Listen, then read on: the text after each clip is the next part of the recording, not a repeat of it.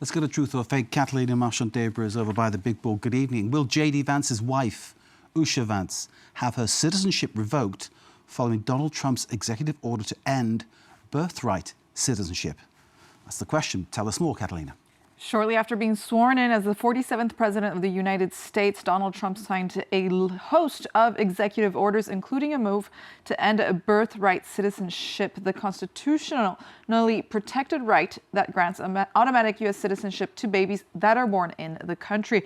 Following this move, extremely viral posts seen over millions of times on X, here seen 5 million times, claim that Vice President J.D. Vance's wife, Usha Vance, will have her citizenship revoked after if Donald Trump signs his executive order banning birthright citizenship. Neither of her parents, they say, were U.S. citizens at the time of her birth. We have the same claim here, viral claim here, copy-paste almost the text, viewed over 3 million times on X, as well as users claim that Usha Vance, who is of Indian origin, the first Indian origin second lady of the United States, will have her citizenship revoked if Donald Trump is successful in his bid to end birthright citizenship in the U.S.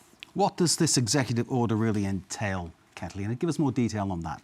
Well, Mark, these claims are fake. Here's why. Usha Vance is a U.S. citizen, and Trump's executive order has no effect on that. The same applies for all U.S. citizens already of immigrant parents. The order the text clearly states that only applies to people who were born more than 30 days from the date of this order. Moreover, Trump's order directs federal agencies to refuse U.S. citizenship to the children of migrants who are either in the U.S. legally or with temporary visas. So almost immediately after this move, 22 states filed a lawsuit against Donald Trump on Tuesday, suing the federal government and challenging this executive order. But whether this executive order succeeds is far from certain, amid what is likely to be a lengthy legal battle over the president's immigration policies. I think there's that word constitution is going to come in somewhere to this next one. Can Donald Trump actually block birthright citizenship, as he claims? Exactly. Revoking birthright citizenship is a policy change that Donald Trump has long promised, but that implementing won't be easy. Besides the legal hurdles that he will face, it still remains unclear how the president intends to achieve this, given that birthright citizenship is enshrined in the U.S. Constitution. So what is a birthright citizenship? Let's go back to the basics. The first sentence of the 14th Amendment to the U.S. Constitution establishes this principle, stating that all persons born or naturalized in the United States and subject to the jurisdiction thereof are citizens of the United States. So as immigration hardliners argue that this policy encourages undocumented pregnant women to cross the border in order to give birth, an act that they call birth tourism, or use the derogatory term called anchor babies. So can Trump actually overthrow the 14th Amendment? Most scholars, politicians, experts, etc., they say that Trump cannot end birthright citizenship with an executive order. New Jersey Attorney General Matt Plotkin actually said the president cannot, with a stroke of a pen, write the 14th Amendment out of existence, period.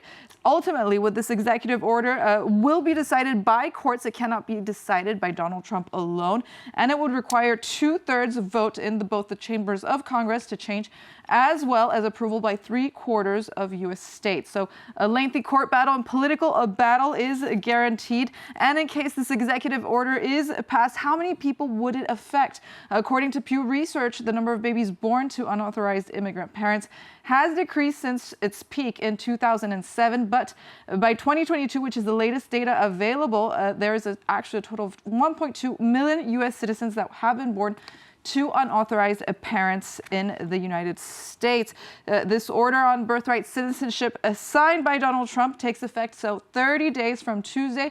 This means February 19th, as the White House says it is ready to face the court in battle, said ready to face them, and calling the lawsuits nothing more than the extension of the left's resistance. So 30 days where the courts can also decide on the legality of this executive order.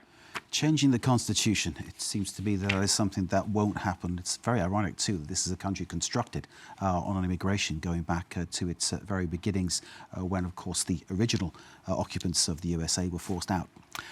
Catalina, thank you very much indeed. That's Catalina Marchand-Debreu with Truth or Fake, a strand of our programming which is expected to go crazy during the next Trump presidency, of course. We take a very short break. Do stay